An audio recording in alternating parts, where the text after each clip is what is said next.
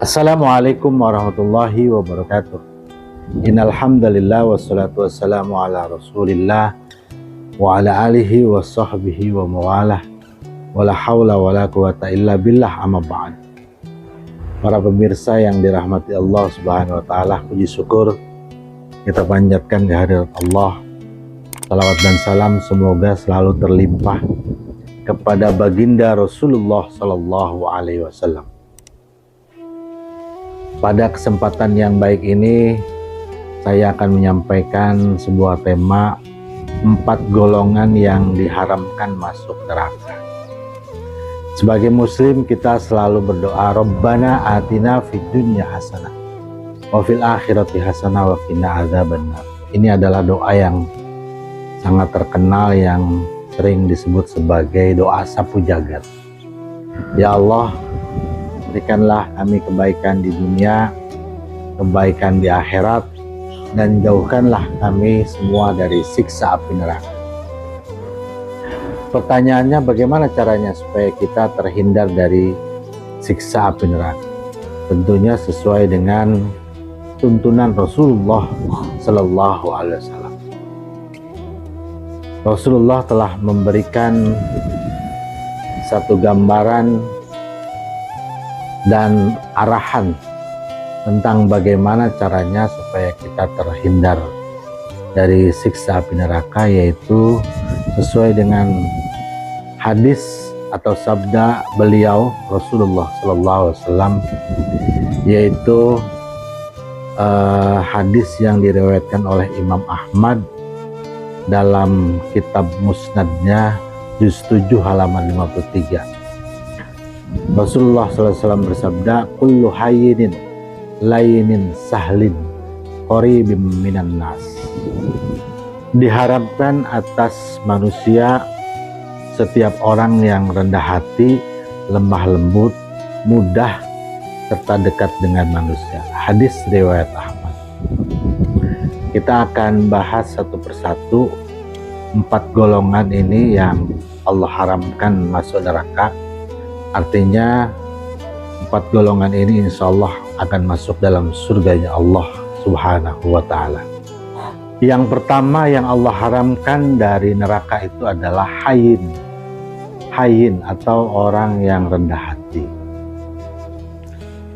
Orang yang rendah hati atau tidak sombong, ini adalah orang yang Allah haramkan dari siksa api neraka. Menurut Abu Hatim,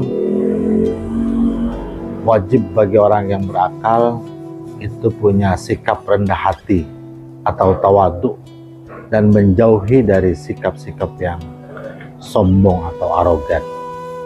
Bahkan dalam sebuah hadis Rasulullah SAW pernah bersabda, wa ma tawaddu'a ahadulillah illa rafa'allahu azza wa jalla. Tidak ada orang yang rendah hati karena Allah, kecuali Allah akan mengangkat derajatnya.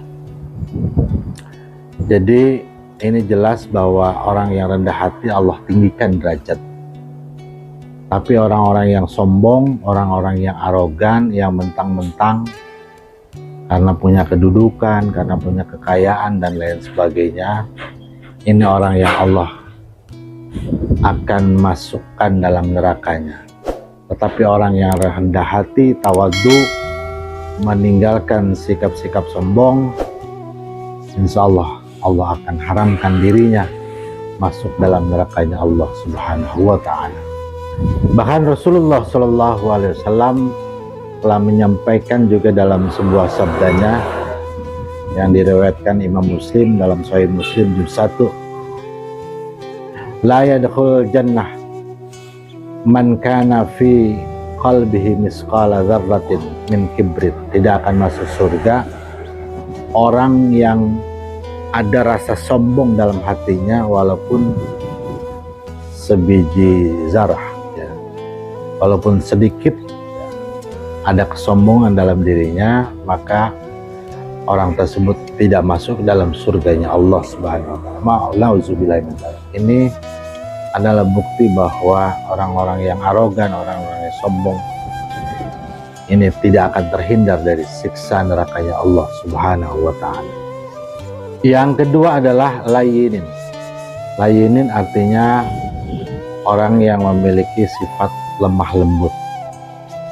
Bahkan Imam At-Tabari dalam kitab tafsir At-Tabari juz 6 mengatakan bahwa sifat lemah lembut itu adalah anugerah dan rahmat Allah yang sangat besar yang diberikan kepada manusia. Sebagaimana firman Allah Subhanahu wa Ta'ala, "Fabima rahmatillah lintalahum walau kunta faddan ghalidhal qalb lan faddu min haulik." Dengan rahmat Allah, engkau wahai Muhammad lemah lembut terhadap umat. Seandainya engkau kaku dan keras hati, niscaya umat akan menyingkir dari. Jadi ini digambarkan oleh Allah dalam firman-Nya tentang kelebihan Nabi kita Muhammad Sallallahu Alaihi Wasallam yang memiliki sifat lemah lembut, dan itu adalah keistimewaan beliau. Seandainya Rasulullah itu bersifat kaku, ya, maka tidak ada yang kemudian orang yang senang terhadap Islam mendekat, ya. Jadi sifat kelemah lembutan itu adalah sifat keistimewaan Rasulullah dan kita harus mengikutinya. Jadi orang yang lemah lembut itu orang yang Allah haramkan masuk dalam nerakanya Allah Subhanahu wa Ta'ala. Yang ketiga adalah sahlun.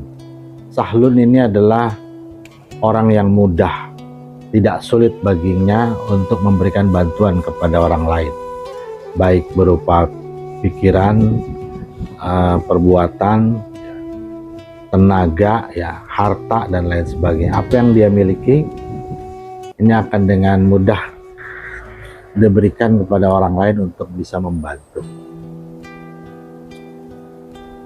Dan ada hadis Rasulullah SAW yang diriwayatkan oleh Imam Muslim dalam kitab Sahih Muslim juz 4 halaman 2074 tentang menggambarkan bagaimana seseorang yang begitu memiliki kemudahan, ringan tangan untuk membantu orang lain. Nabi kita Muhammad SAW bersabda, qala Rasulullah SAW, "Man nafasa am mu'minin kurbatan min kurabi dunya, nafasallahu anhu kurbatan min kurabi yaumil qiyamah. Wa may yassara ala mu'sir, yassarallahu alaihi fid dunya wal akhirah. Wa man satara musliman, satarallahu fid dunya wal akhirah. Wallahu fi aunil abdi, maka al abdu fi auni akhihi." Barang siapa menghilangkan kesusahan dari seorang mukmin, Allah akan menghilangkan kesusahannya di hari kiamat. Barang siapa membantu orang yang kesulitan, Allah akan memudahkannya urusan di dunia dan di akhirat. Barang siapa menutupi aib seorang muslim, Allah akan menutupi aibnya di dunia dan di akhirat. Allah akan selalu melindungi hambanya selama hambanya menolong saudaranya. Hadis riwayat. Jadi ini hadis yang menggambarkan tentang bagaimana ganjaran seseorang yang selalu punya rasa kebahagiaan dan rasa senang membantu orang lain. Jadi membantu itu adalah kebahagiaan bagi diri, ringan tangan baginya untuk meringankan orang lain.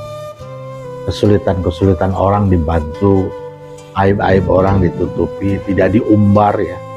Karena sekarang begitu banyak, apalagi di saat pilpres sekarang, ya, orang mengumbar aib orang lain itu dengan sangat mudah demi untuk sebuah kemenangan.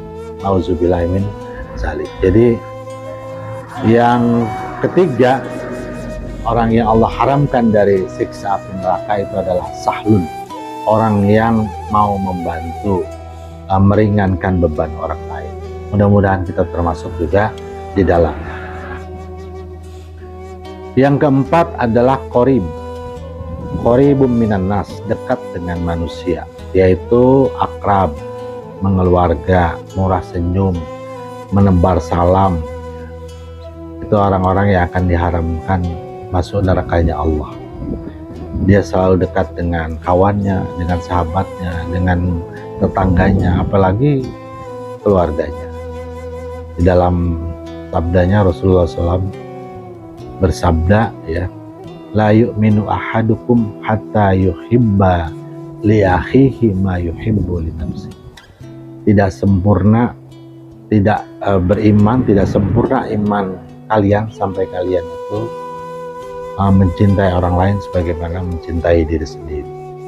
Ini hadis sangat jelas bagaimana kita harus peduli kepada orang lain, ya, dekat dengan orang lain, mementingkan kepentingan orang banyak daripada kepentingan pribadi. Bahkan jangan menyangka bahwa otak kita 100% ada di dalam diri kita, ya, pikiran kita, kalau kita jauh dari keluarga kita. Ada satu makalah yang mengatakan ba'du ra'yika ala akhika, sebagian pikiranmu itu ada di saudaramu. Jadi kalau kita tidak mau menyambungkan tali silaturahmi dengan saudara kita yang dekat maupun yang jauh, jangan anggap bahwa kita sempurna memegang atau menyimpan pikiran kita. Karena sebagian pikiran kita itu, otak kita itu ada di keluarga kita, terutama keluarga kandung, sedarah. Jadi teruslah jalin silaturahim dengan siapapun, orang-orang yang dekat, orang-orang yang jauh, apalagi dengan keluarga, supaya kemudian kita menjadi orang-orang yang terhindar dari siksa api neraka. Apalagi Rasulullah juga pernah bersabda, la tadkhulul jannah man qati'ur rahim. Tidak akan masuk surga orang yang memutuskan tali silaturahim. Jadi inilah pentingnya menjalin tali silaturahim dengan siapapun, apalagi keluarga-keluarga kita. Oleh karena sambangi keluarga kita, yang dekat maupun yang jauh. Kalau jauh ya minimal setahun sekali, ya saat lebaran itulah kita bersilaturahim dengan keluarga kita. Itu akan indah, sangat indah interaksi yang kita lakukan, silaturahim untuk menjaga persaudaraan kita. Jadi inilah 4 golongan yang Allah haramkan masuk dalam nerakanya Allah Subhanahu wa Ta'ala. Semoga kita termasuk di dalamnya, dan kita selalu berdoa kepada Allah dengan doa sapu jagat tadi. Rabbana atina fid dunya hasanah wa fil akhirati hasanah wa qina adzabannar. Demikian, mudah-mudahan ini bermanfaat buat kita semua. Wallahu muwaffiq ila aqwamit thoriq. Wassalamualaikum warahmatullahi wabarakatuh.